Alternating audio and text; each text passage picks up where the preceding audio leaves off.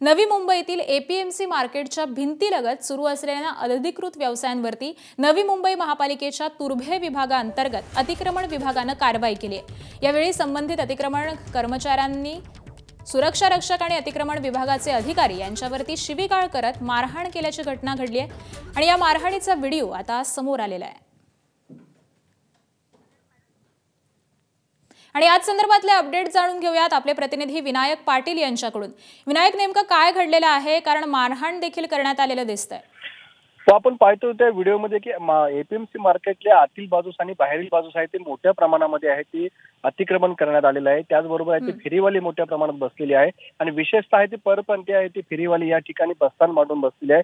अनेक वेळा कारवाई केली ते मात्र तरीही या ठिकाणी इथले फेरीवाले हटत नाहीये। आज सकाळी आहे ते अतिक्रमण विभाग जेव्हा कारवाई करण्यासाठी गेला होता, तुर्भा वार्ड ऑफिस असेल त्याचबरोबर एपीएमसीचे सुरक्षा रक्षक असतील त्यावरती आहे त्या फेरीवाल्याने हल्ला केला आपल्याला पाहायला मिळतं। शिवीगाळ करण्यात आलेली आहे, धक्काबुक्की करण्यात आलेली, त्याचबरोबर मारहाण सुद्धा करण्यात आलेली आहे। त्यामुळे हा संपूर्ण प्रकार आहे तो आता व्हायरल झालेला आहे आणि या प्रकरणी आता तुर्भा पोलीस स्टेशन मध्ये सुद्धा जे संबंधित आरोपी आहेत त्यांच्या विरोधामध्ये गुन्हा दाखल करण्यात आलेला आहे। बरं, धन्यवाद विनायक संपूर्ण माहितीसाठी। एबीपी माझा, उघडा डोळे बघा नीट।